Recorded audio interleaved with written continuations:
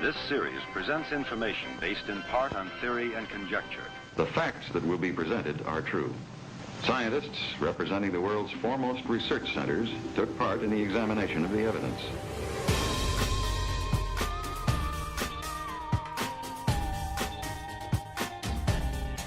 The Jersey Devil.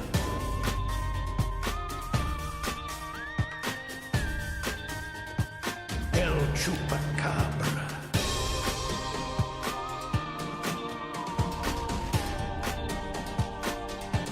Psychokinesis.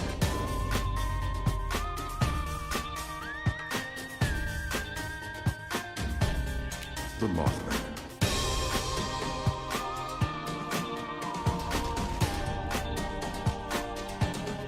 UFOs.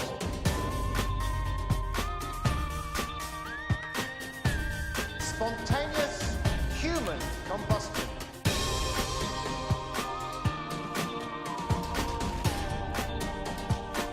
Unsolved mysteries.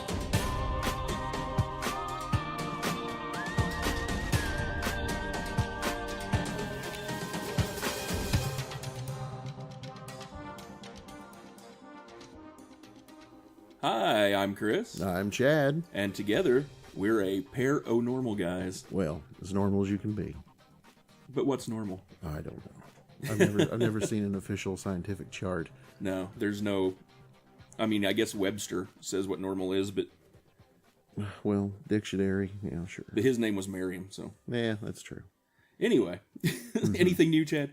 No, sir. Just going through life's little muddy puddle and walking on out of it. That's about it. Making my way in the world today. Takes everything you got. That's true. It does. Mm-hmm. Nothing really new in the world of me the past couple weeks, so...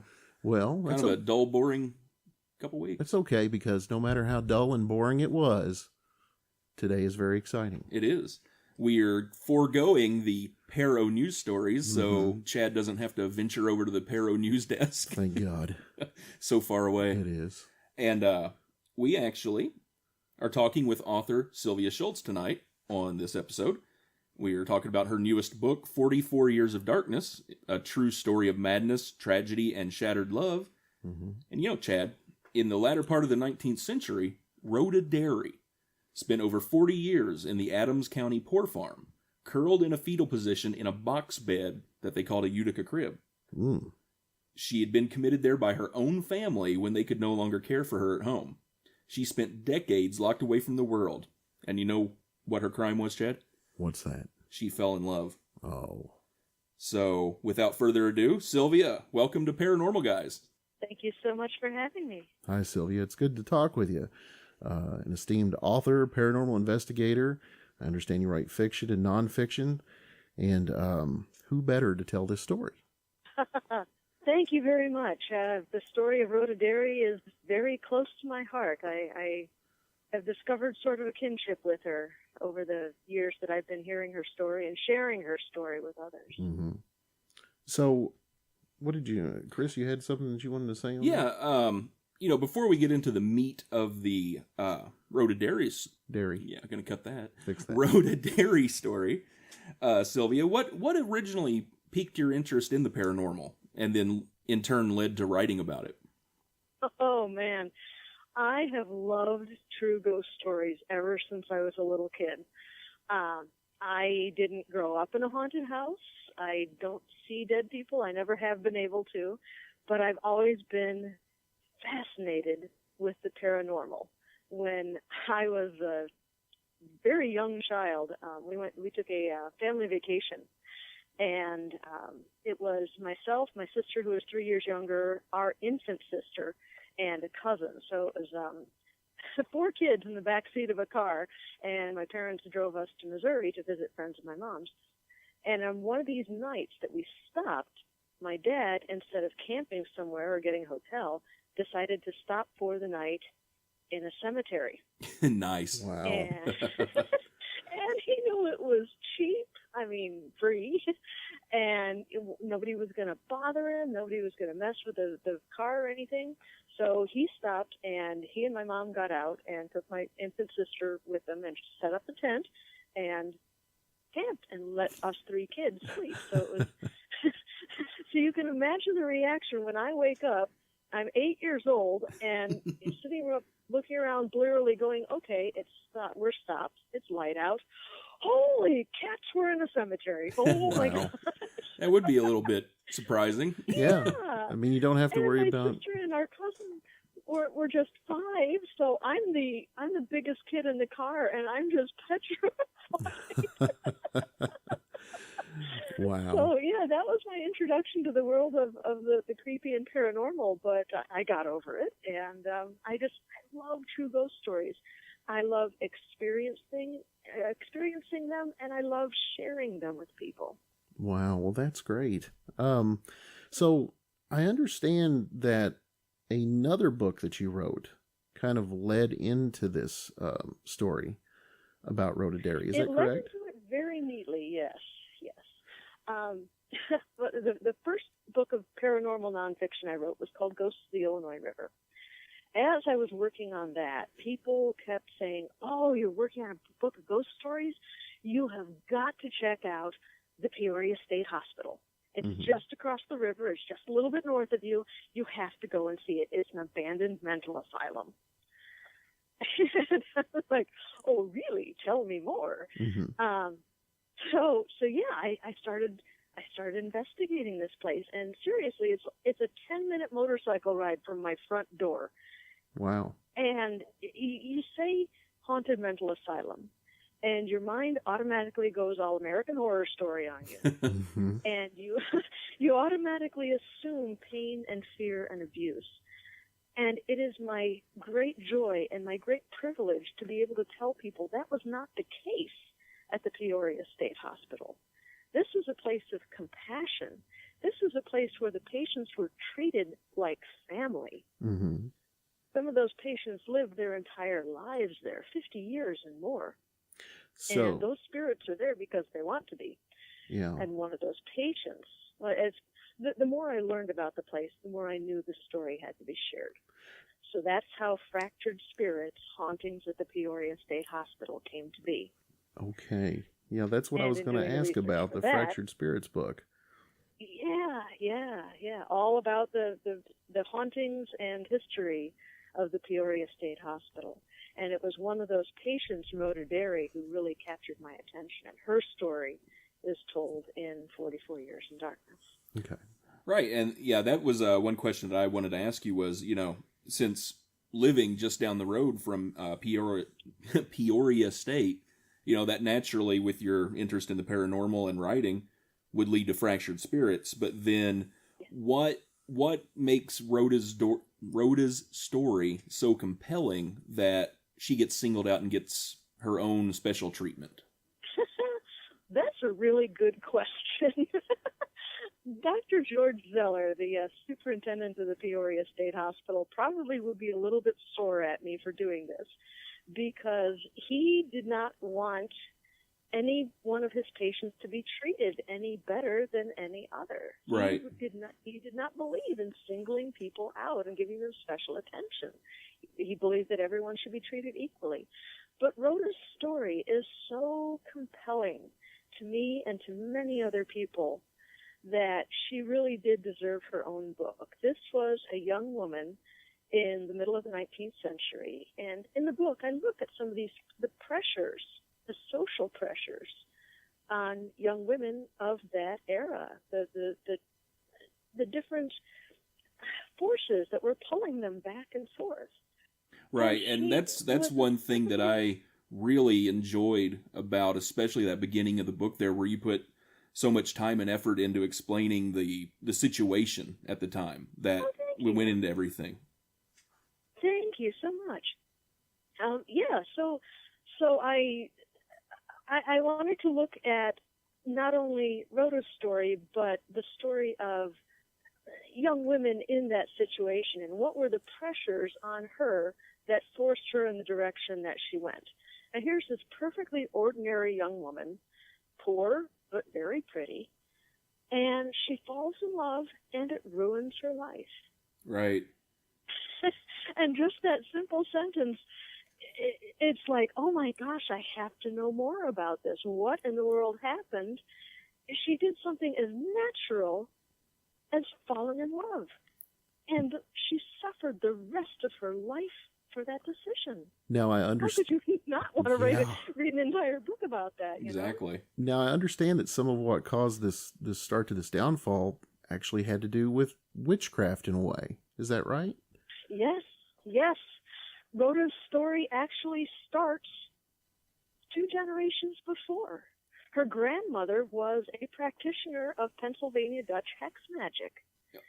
So yeah, that's I thought that was one of the most, I guess, interesting or fascinating players in the whole story was Rhoda Derry. Just her entire story was just amazing. It was such a joy and a treat to learn about this stuff and all of these different facets of Rhoda's story. And some of these things most of these things she had no control over whatsoever. And the fact that her grandmother was so involved in witchcraft and that ended up affecting Rhoda so powerfully. It's just fascinating to me. Oh, definitely. Yeah, for belief to put you on a path that is just so destructive in that way, because you really feel that something has cursed you. That's pretty amazing. Now with Rhoda, now when she was first institutionalized, what was the actual occurrence that happened involving where she had felt something with witchcraft had happened to her? What actually kicked that off? When did she first feel that something dark and ominous had happened to her? Well, the situation was this. Rhoda had fallen in love. She was 16 years old at this point. She had fallen in love with the son of a neighboring farm family, Charles Phoenix. Now, Rhoda was the youngest of 9 children. She was the baby of the family. Very, very pretty girl. But the Derrys were very, very poor. The Phoenixes, on the other hand, were very well off. And Charles was the first son of only 4 children, so he stood to inherit his father's land after Frederick passed away. Now, Nancy Phoenix, Charles's mother, was very much against this relationship. She saw, they were both from small towns, but Nancy Phoenix saw a very big gap in their social classes. They're both farmers, they're both farm families, but Nancy Phoenix felt that her family was so far above the Derrys in wealth and social status that she was not going to allow Charles to marry Rhoda. She was so much against this relationship that she approached Rhoda in the street and said, "If you do not release my son from this engagement, I will curse you." Rhoda took her seriously. Yep. A couple weeks after this, she suffered some sort of break with consensual reality. She started hallucinating. She swore that invisible witches were after her. She swore that Old Scratch, the devil, was after her. She would cower in the corner of her cabin, of the family cabin, screaming that invisible witches were swooping down on her. And the only person that even tried to understand what Rhoda was going through was her mother, Rachel. And Rachel actually took to carrying a pistol in her apron pocket to shoot at these invisible witches and try to mollify these hallucinations that Rhoda was going through. I'm not exactly sure that nowadays we would consider live gunfire an appropriate mental health technique, but that's what she was trying to do. She was trying to say, "Oh, okay, I see them. I'll take care of them for you." Right. That shows you a good mother there. I mean, you're gonna shoot up the house to take care of your daughter's imaginary witches. She really tried to understand this, but Rhoda was suffering so terribly from these hallucinations that her parents, Jacob and Rachel, decided to have her committed to the state hospital at Jacksonville, the Illinois State Hospital in Jacksonville. Now, at that point, state hospitals were under the supervision of a board of trustees. They did the best they could, but there were no facilities that let patients stay longer than 2 years. The Peoria State Hospital was the very first state hospital that was designed specifically for long-term care like that. Before they opened, the Illinois State Hospital and other state hospitals in Illinois, they didn't have the bed space and they didn't have the facilities to care for people longer than 2 years. You had that amount of time to get better, and if you didn't, you were released as incurable. Right. Because they just had to use your bed for somebody else who maybe had a chance of getting better in 6 months. Now, I also understand that when Rhoda was there, something unusual had started to happen other than of course, the stress. This is something that no one has ever been able to explain. When she was there, she was a violent patient. She was probably kept on the 8th ward, which is what was designed to care for violent patients. Rhoda was locked in her room every night. And every morning, the attendants would find her wandering the grounds of the asylum looking for Charles Phoenix. Wow. And the attendants would find her, and they would say, "Who let you out?" And Rhoda's answer was always the same. "Nancy Phoenix let me out." That's crazy. Yeah. So, so do you think... I have my own theory on that. Well, that's what I'm kind of getting at something here. I want to see if our theories are kind of the same. Do you think all that emotional trauma and all those emotions focused and maybe created something or gave her a way to get out, like a tulpa? Like a tulpa? Bingo. Yes, exactly. That is my theory exactly.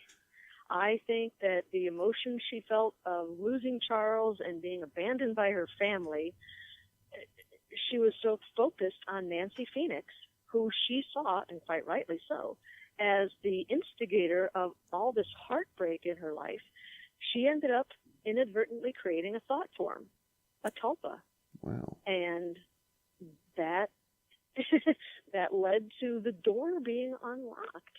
So we have... And so that she could go out and search for Charles. So we have a witchcraft link, a tulpa, potentially. And so during all this time, what was going on with Charles? Did Charles ever try to... We don't know. Really? We don't know. The Phoenix family, I tried and tried and tried to find them. I thought, my goodness, well, how marvelous would that be if after 150 years I would be the one to find Charles Phoenix? Mm-hmm. But they completely drop out of the historical record. There is not a trace of any of them. Wow. They're just gone. Dust in the wind. That's crazy that they've just disappeared like that. A prominent, wealthy family, just no trace. Yeah. Well, to throw my 2 cents in then, we're going witchcraft and then tulpa. I'm going with UFO. You think they were abducted? Yes, alien abduction. That's what happened. Little Men in Black Well, erasure. you know, Exactly. it's a theory. Wow. Wow. So she's been institutionalized. She's violent. She's just distraught. She's mysteriously being released and wandering around. Where does she go from there? Because she's got 2 years. Well, she's released as incurable after 2 years. Her family cared for her at home as long as they could. But in 1860, her mother died. And her mother was the only person that tried to understand what Rhoda was going through. And at this point in time, the Derrys were so poor that the census records show them living with other families. They didn't even have any land to call their own. Mm-hmm. They lived with other families. And at the time of Rachel's death in 1860, they were living with another farm family. And this family had an 8-year-old boy. And I'm really thinking that what happened was that the mother of the family said, look, I cannot have a crazy woman living in my house with my son. Understandable. So, yeah. So Jacob made the heartbreaking decision to have Rhoda committed to the Adams County almshouse. Mm-hmm. And now, almshouses in the middle of the 19th century had the potential to be really horrifying places. If you had $25 for a license and an empty barn in your backyard, you could open up an almshouse, because they didn't think that the mentally ill could feel heat or cold. Huh. They were treated sometimes no better than animals. I remember reading a few things about almshouses that weren't too nice, and it was just And even the state-run almshouses, the county-run almshouses, some of those were pretty grim. The Adams County almshouse was better than most. They had a board of trustees. It was very well sited. It was on some rolling landscape with a good water source, some woods around. They did the very best they could. But what people have to remember about almshouses is that they were simply designed as a place for, if you were down on your luck, you could go and get 3 hots and a cot. They were never designed for the care of the mentally ill, but poor people go crazy too. So once she was in the almshouse, how did they deal with her and her specific issues? What did they do to try and help? Well, they didn't do much to help, that's for sure. Rhoda was very violent. She had been abandoned by her family. Her fiance was who knows where. Her mother had just died. She'd spent 2 years institutionalized, and here she is just thrown into an almshouse and forgotten. She became very violent. When she was in the almshouse, she developed a condition called piqued, which is a compulsion to eat inappropriate objects. Yep. If she was given a piece of chicken, she would just cram it down, bones and all. She wouldn't even pay attention to the fact that she was eating the bones. She would pick stuff up off the floor, a nail, she'd just pop it into her mouth. She would fly at people and try to pick the buttons off their blouses and swallow them. So for her own protection, the superintendent of the almshouse decided to have Rhoda put into something called a Utica Crib. And that's exactly what it sounds like. It's about the size of a baby's crib. It sits on the floor. But the additional part of this crib that is not included in a baby's crib is it has a barred top that locks. The patient is locked in. This sounds bad, but I have a 7 and a 4-year-old daughter, and occasionally that thoughts came up, like, how can I get them to stay in something? But yeah, because I know when I was reading the book, when the term Utica Crib came up, at first I had no idea, but then as you described it, I just thought, that's horrible. I mean, that's just bad. Yeah. And this was standard issue equipment in mental asylums at the time.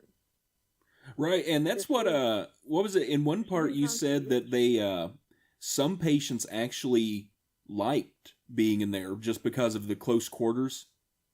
They did, yes. Yeah. The way some autistic kids like to be swaddled today, or they like to be held.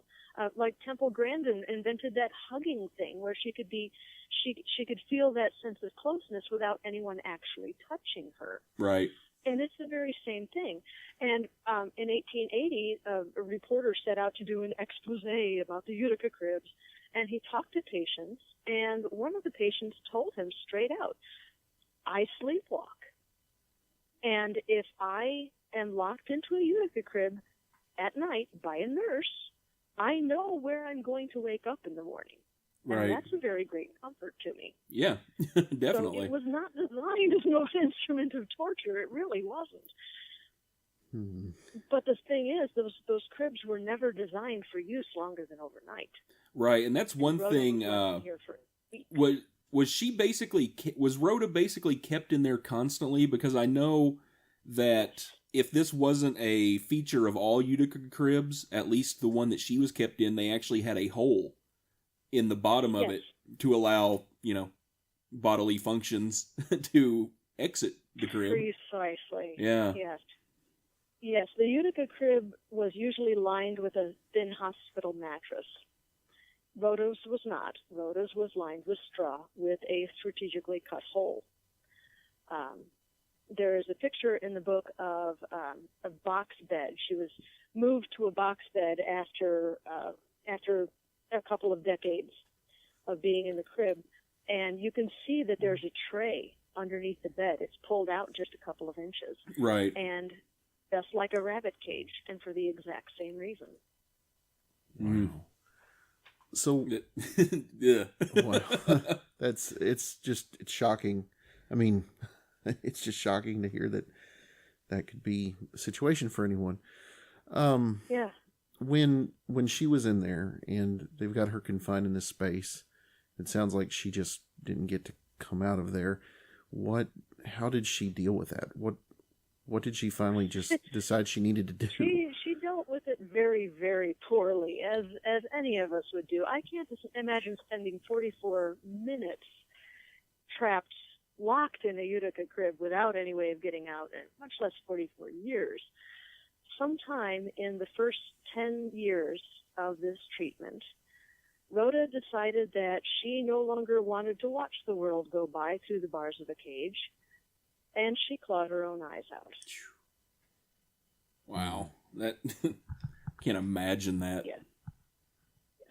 She beat on her face so much that her front teeth fell out. And now remember, this is, she's in the almshouse. There are other poor folks in with her. They know why she's in there. They know that she'll just put anything into her mouth. And I have to think, it's a horrible thing to consider, but I have to think that sometimes she became the entertainment for some of the other people in the almshouse. They were like, oh, hey, well, let's give her a butt and see if she'll put that in her mouth. So I just have this image of poor Rhoda in that cage being poked at and prodded at through the bars. When she arrived at the Peoria State Hospital, she could not speak, so she couldn't tell anyone what happened to her. But if there's, in the photographs that you see, you can see that her collarbones have been broken. They're kind of tented up under her skin. So sometime when she was in the almshouse, her collarbones were broken. Wow. And this was 44 years that she was in that. And, another... I don't think it was abuse. I think it was somebody outside the cage, and Rhoda stretching her arms through the bars to get at whatever they were holding just out of arm's reach, and not caring about what she was doing to her body, and just pressing so hard that the collarbone snapped. Wow. Yeah. But one thing that I thought really put this in perspective, that, you hear 44 years and it's just a number. You think, okay, 44 years. But there's one chapter in the book where you go through a list of historic events that took place in the 44 years that she spent in that Utica crib, that it's just amazing. Just how many presidents we had, the things that happened, all of these just major events in the world that went on while she just, was stuck in that Utica crib. Thank you very much for mentioning that. I put a lot of thought and work into that, and I wanted to give people an idea of how long 44 years is. I mean, you can say, oh, well, it's a generation, it's a lifetime, but putting all those events in perspective, it really helps you get a handle on how long 44 years really is. And thank you for noticing that. Just the list of the presidents in the United States and that, I think that right there was one that just... And how many states got added to the Union. Right. Just amazing. It makes you think that if, let's say that day, there was a day that she could just mentally be cured, and she got to leave. The entire world that she knew before she went in there would just pretty much be gone. It would have changed so much. Yeah. Wow. So she's had this horrific situation go on. Was there any light at the end of the tunnel? Was there any salvation that was coming for this woman? There actually was. I am delighted to say that Rhoda's story does have a redemptive ending. In 1902, the Peoria State Hospital opened. Their first superintendent was Dr. George A. Zeller. He firmly believed that no patient was incurable. The asylum actually started off as the Illinois Asylum for the Incurable Insane. Dr. Zeller went to the state legislature and he said, "You have got to change the name of this place. Nobody is incurable. Nobody is past help." So they decided to change it to the Peoria State Hospital. Now, how do you prove that? How do you prove that no one is beyond help? Well, what you do is you go around to all of the almshouses in the state and you find the most wretched, abused, pitiable, horrifying cases, and you bring them to your asylum and you care for them. In 1904, Dr. George Zeller came to the Adams County almshouse. He saw Rhoda Derry there. By this time, she had been moved to the box bed. She was covered with a sheet of canvas. That's all she would tolerate. He took one look at her and he said, "This patient is coming with me." And the superintendent of the almshouse didn't want to let Rhoda go because he figured that the almshouse was going to be blamed for her condition. And Dr. Zeller said, "Either this patient comes with me or I shut your institution down, effective immediately."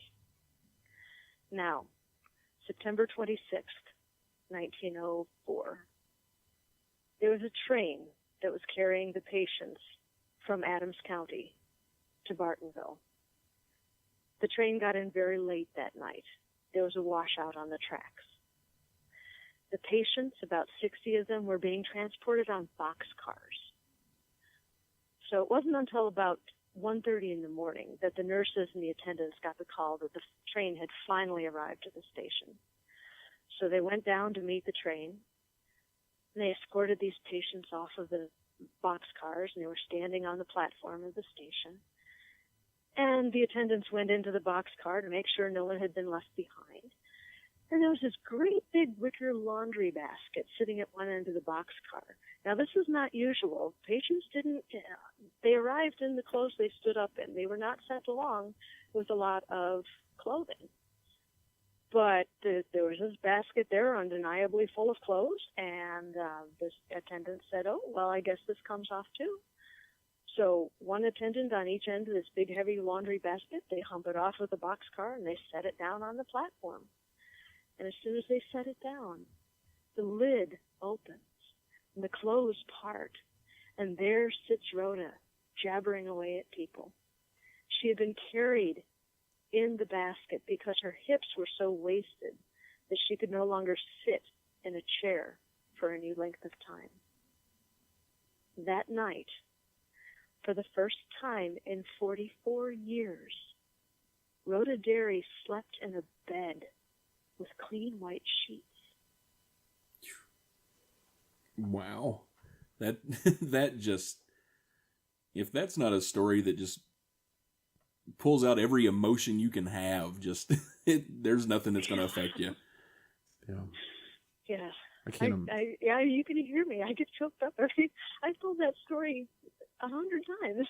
I still get choked up up it. I can't imagine. And she was rescued. I can't imagine. She knew Dr. Zeller was her savior. So she's been transported in a laundry basket, and there with linens and things, and she's been discovered. Now, this is the beginning of finally being treated like a person again. How does it all start? Exactly. Well, she could no longer see. but the nurses decided that she was going to become the daughter of the institution. The nurses waited on her hand and foot. They knew her excruciating history, so they made sure that she wanted for nothing. They took her out into the gardens and let her feel the sun on her face and listen to the bird song and smell the flowers whose colors she could no longer see. They took her to dances and they let her listen to the music. And I just have this mental image of Rhoda sitting in a wheelchair just for a short amount of time, but being wheeled to the dance and just clapping her hands and smiling because she can listen to music again. And she absolutely knew that Dr. Zeller was her savior. She knew who her rescuer was. Every time he came into the room, she would just light up. She knew. Understandably. I mean, after being treated that way she was for that long, yeah, I mean, I could see where he would be her favorite person. Oh, yeah. Yeah. Oh, definitely. And he actually used her as a poster child for mental health, for the treatment of the mentally ill. She became famous in the last 2 years of her life. People came from counties and states and even from across the world to see this woman who had been brought to the asylum in a basket and to hear her horrifying story that had such a redemptive ending. And the Peoria State Hospital Museum now has the Utica Crib, one of our original Utica Cribs. It's not the one that Rhoda was in. We're still looking for that one. But it does have one of the original Utica Cribs that came with the asylum at the very beginning. And it's kind of beat up around the edges. And the reason for that is that Dr. Zeller made great use of that Utica Crib. He would fill it with handcuffs and straitjackets and straight gowns and bed saddles. And he would take it around to state fairs, and he would display these things. And he would say, this is what we do not use at the Peoria State Hospital. If you send your loved one to us for care, this is what they will not experience. And he used Rhoda the very same way. He didn't take her around and display her, but he let people come in and visit her and talk to her and say, this is what happens to a human body when it's trapped in a cage for 44 years. We have got to do better by our mentally ill. Exactly. And now, I believe it was, despite everything that Rhoda had been through, unfortunately, TB is what took her out. Only after, it was 2 years, I believe, she was at Peoria State? Yes, she was with us for 2 years. Yeah. She probably picked up TB in the almshouse. Right. I'm not going to lie, that's probably where it happened. TB was a scourge from the very beginning of the asylum's history. When the asylum was first built, they built 2 hospitals right away to care for TB patients. They also built a solarium on the grounds, and they had a tent colony for the care of tuberculosis patients. But even with those safeguards in place and those facilities in place, TB was still rampant. So when Rhoda came down with tuberculosis, when her case became full-blown, she was moved from her cottage to Dining Hall A. They had to press the dining halls into service for the care of these TB patients. And Dining Hall A still stands. It's one of the 13 remaining buildings of the asylum that is still standing. So that is where Rhoda was cared for during the last few months of her life. And that is where she passed away, October 9th, 1906, the day before she would have turned 72. Wow. That's another thing that was amazing to me, that just everything that she had been through, she lived to be 70, a day from being 72. Yeah. at that Yeah, point yeah. in time too, because Yeah. people. She turned 70 when she was with us, and she was a young woman when she went in, and she just survived. She just kept on living, no matter what. Hmm. And that takes a lot of courage. Oh, definitely. It really does. Definitely. But Yeah. so now we know about the life that she led, but where does her story go from there? What do we know about her now? Rhoda Derry is one of our favorite resident ghosts at the Peoria State Hospital, one of many. But she holds a special place in our hearts for everything she went through. Rhoda is buried on the grounds of the Peoria State Hospital. She lies in Cemetery 1. And there are always flowers on her grave. There's a little porcelain angel that sits and watches over her. She gets visitors. I did the book launch party on October 10th of last year. That happened to be her birthday. Okay. So I had a vase of flowers on the table, and I had a birthday card, and I had people sign it. And I had gone to a ghost conference a few weeks before that, and I had people at the conference sign the card. So after the book signing, I went to Rhoda's grave in Cemetery 1, and I gave her her flowers, and I gave her her birthday card, and I read the quotes people had written in it for her, and I like to think that she enjoyed that, because she is still very much a part of the paranormal at the Peoria State Hospital. She picked up the habit of chewing tobacco in her teen years, and she continued that when she was at the Peoria State Hospital.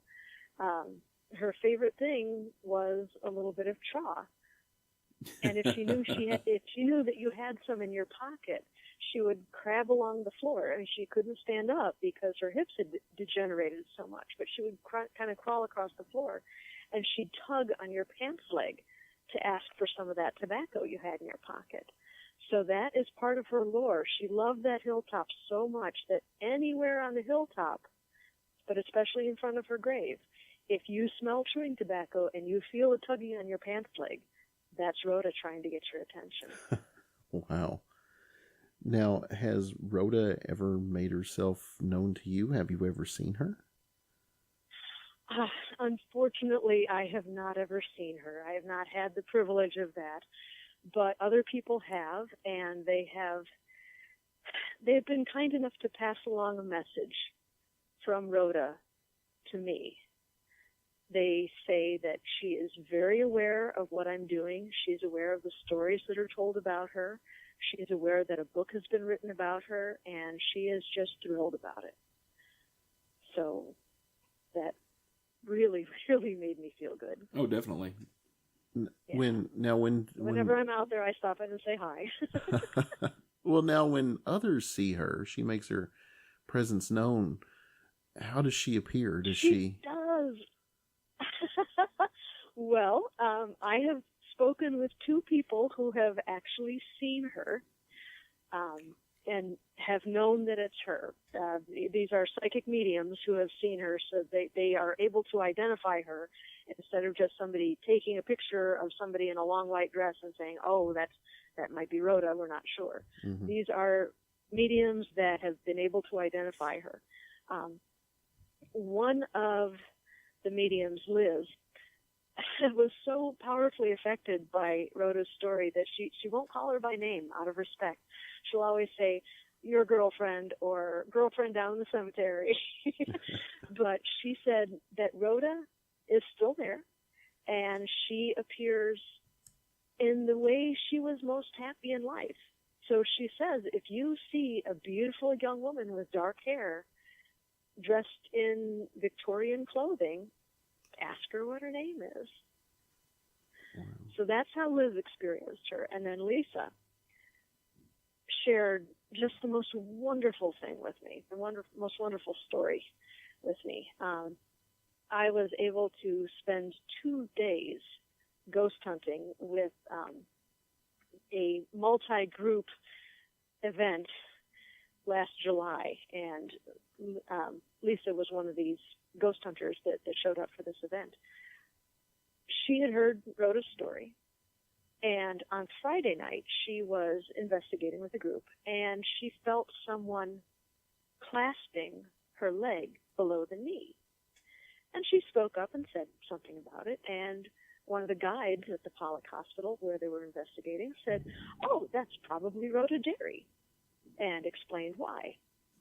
And I told Rhoda's story, and Lisa listened to me tell Rhoda's story several times. So all Saturday, Lisa was just stewing about this. She said, "Oh my goodness, this is so unfair. I mean, here she is, she's had this excruciating life, and even in the afterlife, she's still reduced to crawling around on the floor and tugging on people's pants legs. How is that even fair? That's just horrible." So the group all came back to the Pollock Hospital on Saturday, late afternoon. And Lisa's wandering around the hospital looking at things, and she stops and she becomes aware, she's a medium, she becomes aware that there's somebody next to her sitting on the floor. And she looks down, and she sees Rhoda. And Rhoda cocks her head up at her and makes eye contact with Lisa. And then Rhoda got to her knees, and then got to her feet and stood tall and proud, and gestured to herself as if to say, "See? It's me. I'm whole. I'm here. I'm whole on the other side." Huh. And Lisa got the impression from her that, and this is what Lisa told me. She said, Rhoda is perfectly aware of her lore. She knows that people expect her to get their attention by tugging on their pants legs. So that's what she does. She does that because she wants you to know that it's Rhoda Derry trying to communicate with you. That's amazing. And that's, yeah, wow. It's just amazing that she went through all that. Things ended the way they did. And now, there's some verification that in the end she's okay. Yeah, I was so relieved to hear that. I really was. I bet. Now, when you decided to write this book, I understand there were some personal things that had gone on that kind of got you involved with this. Do you mind sharing a little bit of that? I don't mind at all. It's part of the book, so I guess I can talk about it on the air. As I was thinking of how best to share Rhoda's story with the world, I had the idea. I got to thinking. I said, here's this young woman in the middle of the 19th century, and there are social pressures on her, and there are mixed messages coming from magazines and people that she talks to, and the things she's exposed to. There are a lot of mixed messages going on. And I thought to myself, how can I best bring this to my readers? How can I bring this 19th century story into something that would be within living memory? How would I bring this into, say, the middle of the 20th century? Because most of my readers are going to remember that. Mm-hmm. And I thought to myself, who do I know who was a young woman in the middle of the 20th century who also experienced society's pressures and mixed messages, and who also suffered from mental illness?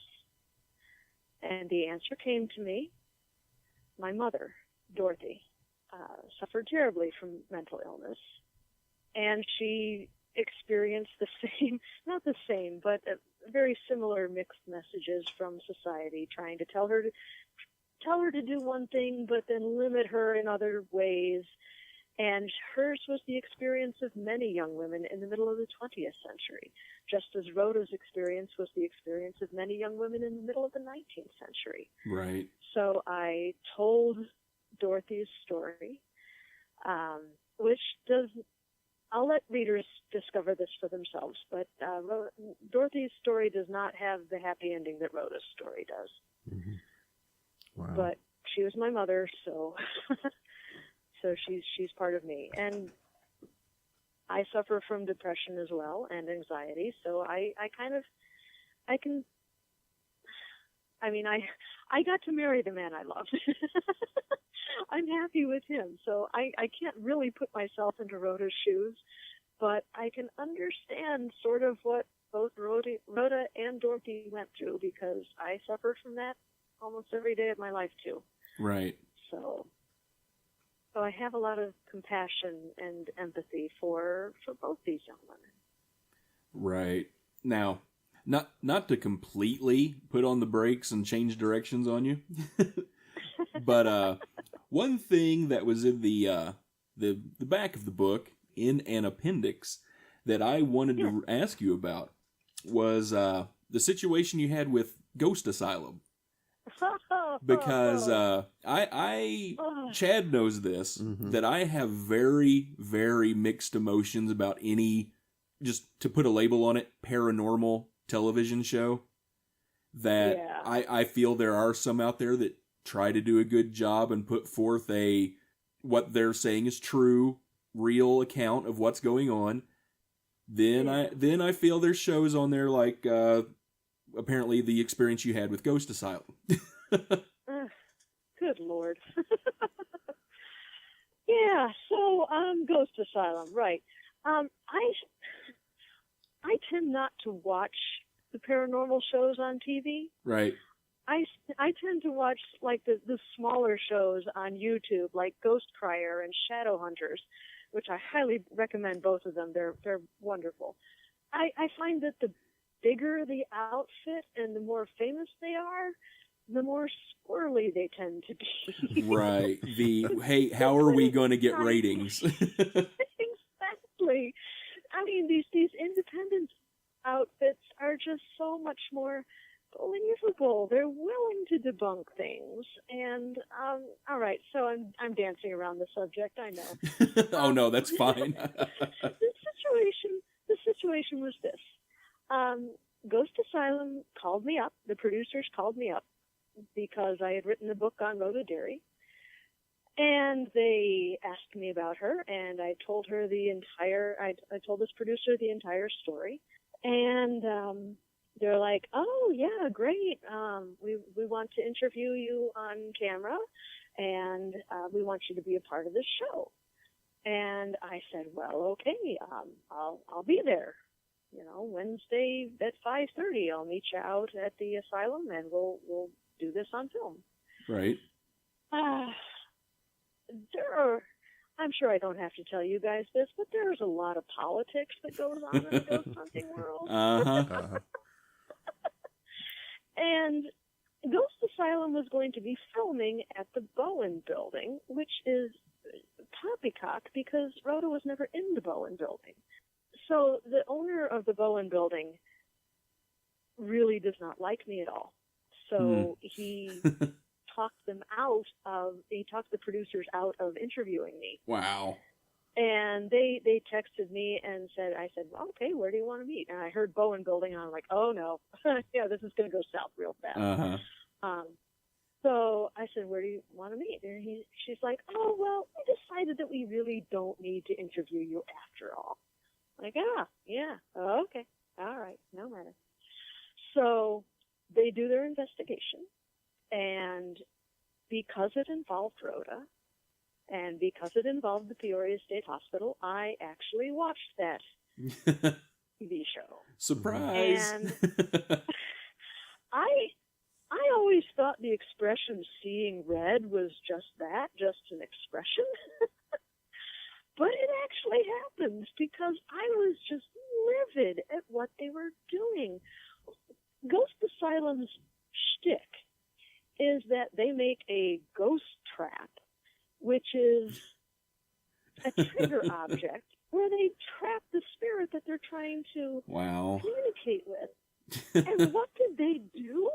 They built a Utica Crib to trap Rhoda Derry's spirit.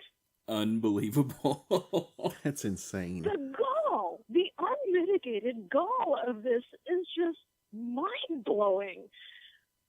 And yeah, if you know Rhoda's story, what makes you think she's going to come within 100 yards of that? Yeah, exactly. Yeah, that's preposterous. I can't imagine the thought process that went behind, well, here's what we're going to do. Right? Well, it's much better for beautiful ratings work. if you show one and you're going to use it on TV other than go just describe one. Yeah. It's all about the ratings. It sounds like the storyline for the next... Oh, and the people at the Bowen were so thrilled because they got to keep the Utica crib. Wow. Yeah, and they're showing this thing off, not telling people that it's a reproduction. So, yeah. It sounds like a lead-in that's for the all next... I'm going to say on that subject. Oh, I can imagine. Yeah. It sounds like the lead-in for the next Paranormal Activity movie or something. Yeah. Wow. Yeah. Well, and that's understandable because, we're right here within throwing distance, basically, of good old Waverly. And, yeah. Depending on what you hear, Waverly goes from being the house from Poltergeist all the way to, there's some stuff. Yeah. Well, everyone's experience is different. Exactly. What I did want to say, though, for all of the Pongite Nation out there, is this book has something for everybody, literally. There's history in it, there's drama, there's paranormal, and for Chad, there's even a little romance thrown in. Thank goodness. Yeah, that's right. I believe you have most of the Harlequin romances, don't you? I do. I enjoy the cover art. You do. And all of that is it's all built in around the compelling story of Rhoda. Yeah. So definitely pick that up because there's so much more that goes into it than what we've talked about tonight. Yeah, that book has a lot more than what we've covered easily. Yeah. In saying that, where can people find your 44 Years in Darkness and any of your other books that you have out? Well, I invite your listeners to visit me at sylviashults.wordpress.com. That's SHULTS, by the way. And 44 Years in Darkness can be found on, and all my other books as well, can be found on Amazon. They are available on Kindle. And I have very exciting news. We are working on the audiobook version. Oh, wow. I know, right? That is very cool. Yes. Audiobooks are great for those car trips. Yes. Oh, man, they make the miles fly by. They do. That's very true. Right. And I already have a banner up on paranormalguys.com that will take you directly to Sylvia's webpage. Mm-hmm. While you're visiting sylviashults.wordpress.com, there is a little thing at the top of the page called Lights Out, and that is my little bitty radio podcast. So people can enjoy it there. I'm working on getting it back up onto iTunes, but it's on YouTube, so head on over to YouTube, subscribe, and enjoy Lights Out. It's where I talk about true ghost stories. Okay, great. And hopefully, maybe sometime in the future, you can come back on good old Paranormal Guys, and we might talk about some more of the Peoria State Hospital. I would be delighted to. Thank you. Sounds great. Thank you, Sylvia. Thank you for having me. So yeah, to find any of Sylvia's books or her website, just head on over to paranormalguys.com. We'll have some links up and everything. And while you're there, Chad. Yes. What can you do on the website? Well, you can listen to episodes. Uh-huh. You could buy a T-shirt because Yes. we do still have Bowling Green Massacre shirts on There there. are a few days left on that. Exactly. You can see some of my awesome artwork on some of the thumbnails for said episodes. You can. You can. And let's see, you can What else, Chris? There's all kinds of things. Like I'm at a loss because our Well, website is just so vast. Being at one of the members of Paranormal Guys that actually sees our website, Yeah. I could tell you. Yes, Chad's right. Listen to the shows. There's some of Chad's artwork. There's where you can buy one of the Bowling Green Massacre t-shirts up. Mm-hmm. There is also forms on there. Forms? Huh. Or rather, form that you can sign up for an email that will alert you whenever a new episode of Paranormal Guys drops. The hell you say? I had to work that in. Nice. There's some pictures. There's all kinds of fun, groovy things to do on the website. So go take a look, see what you think. And you can also see what we're up to at our Facebook page, which is facebook.com/paranormalguys. Yep. Chad likes to put some really cool, interesting stories up on there from time to time. I try. He does. He tries, and that's what matters. Mm-hmm. And while you're looking at our Facebook page, why not go on over to the Facebook page of one Mr. William Blanchard? Musical genius. That's facebook.com/William Blanchard Soundtrack. William's the gentleman that supplies the music for Paranormal Guys, so show him some love, some shares, some likes, buy some tunes. Mm-hmm. Over the ear hugs. That's right. And, as always, Chad, have a Paranormal Weeks.